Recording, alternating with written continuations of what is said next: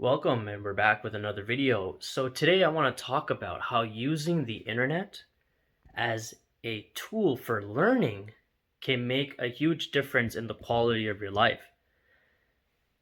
Nowadays on the internet, most people we use it for as a form of distraction, right? We use it to check social media. We use it to watch videos and YouTube. We use it for a lot of entertainment purposes.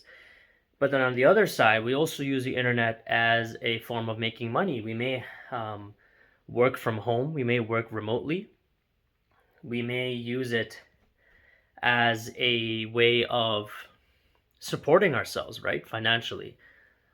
There's many different ways of using the internet, but I believe that we also need to use the internet more so as a tool to progress our lives, to make our lives better, and to not get too sucked in to the world of cyberspace of the internet.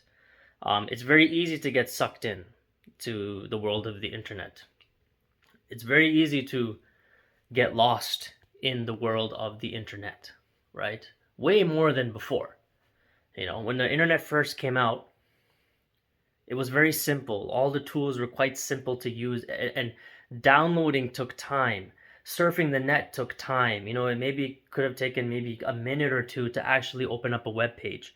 But now you can open up a web page, you can watch a video within multiple tabs within like a couple of seconds. It's super fast. Everything is super efficient, right? The internet is fast, more faster than ever. There's more information on the internet than there are on like actual books.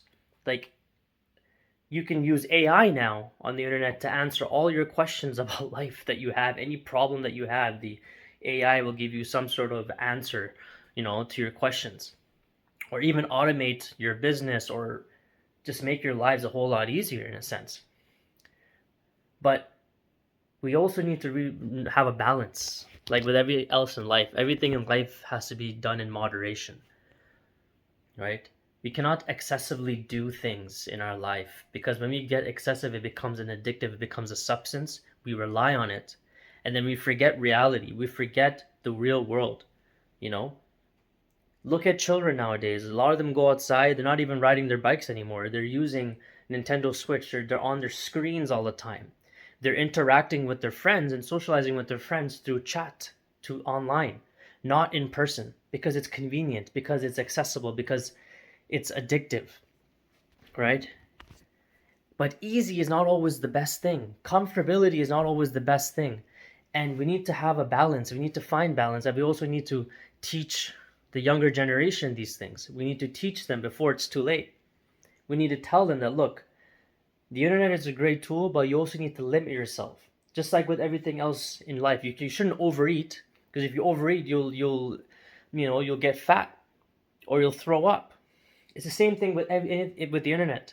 We need to limit ourselves, because we might get sucked into it. We may become reliant upon it. It's very addictive, just like drugs. Drugs are very addictive, obviously. And people, just like people suffer from substance abuse, the internet is also, people suffer from substance abuse from the internet. Look at like people who just like lock themselves in their rooms. It's called hikikomori, wherever in Japan, for example. A lot of younger generation, they just get stuck into their homes or go to these internet cafes, and they just live there, and all they do is play games, look on a screen and play games, and then that's it, right? But that is not how, that's not what life is, man. It's Life is about social interaction. We need to be able to interact with others. We need to go outside. We need to take in the real world, the surroundings around us. We need to be able to do hard work. We need to be uncomfortable at times. We need to have patience, because with the accessibility of internet, the moment a video starts buffering for even a couple of seconds, we start panicking. The moment we lose our Wi-Fi or internet for just like a 10-15 seconds, we start panicking, because we rely upon it. We may be working a job, right, and that requires internet. The moment the internet's gone, because I've been in that situation before, while I was teaching online, and my internet got cut off, and I was panicking. I'm like, oh my god, man, what the hell's going on? Like, I'm getting stressed out. But it goes to show how reliant we are upon the cyber world, and it's not a good thing long term. It affects our ability as human beings to socialize. It affects our posture too. We're sitting most of the time with our necks down like this, right?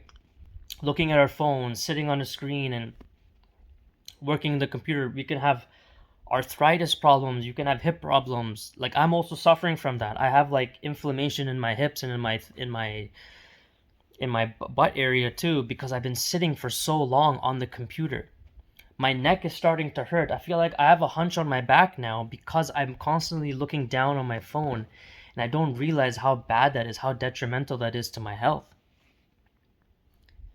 So we need to be able to have some sort of awareness and have a limitation on how much time we spend on the internet. What we do on the internet as well is what matters a lot as well. How we manage our time on the internet, because it's very easy to get distracted. It's very easy to go into other worlds. We watch one video, we move on to another subject, and we don't even watch the entire video. We only watch it for a minute or two, and then the moment we lose interest, because we find something on the side of the screen that looks more appealing, we click that video, we move on. And because of just how easy everything has become on the internet, we just lose our ability to work hard. We lose our ability to actually be creative and put in our own thought process and actually put in the time to relax, take a breather. That's something that we've forgotten. That's something that's so important as human beings that we need to get back into. So that's why I urge all of you, if you're watching this video and you find this to be interesting, please take my advice and listen to what I'm trying to say. That don't be overconsumed by the internet, because it does have a lot of long-term negative effects on us. See ya. I strongly believe that when we use the internet, we should use it to help others. We should use it to provide information, to genuinely help others, not for our own greed or benefit. We should do it just because we're supposed to. This is just something that we just have to do as human beings, is to help each other and make the world a better place.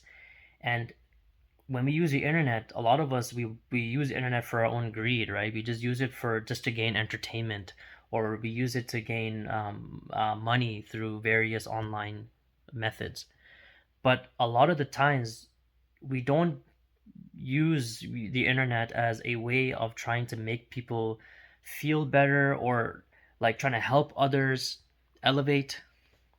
A lot of us have our like selfish tendencies to use the internet only for our own means, but we also like the internet. I feel like the internet, there's a lot of negativity on the internet too, right? More than ever.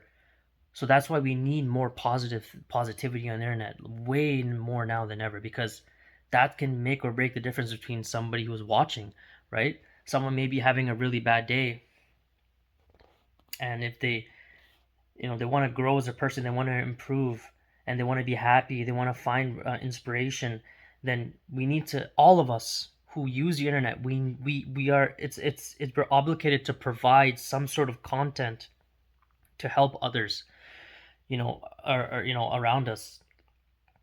So if you are using the internet, and and you're not posting anything of value, or you don't feel like you have anything of value to provide, I believe you do. You just have to find it and post it online, because it could really make someone's day. It could really make someone like push harder in life. And that's what the internet needs more of, in what I believe.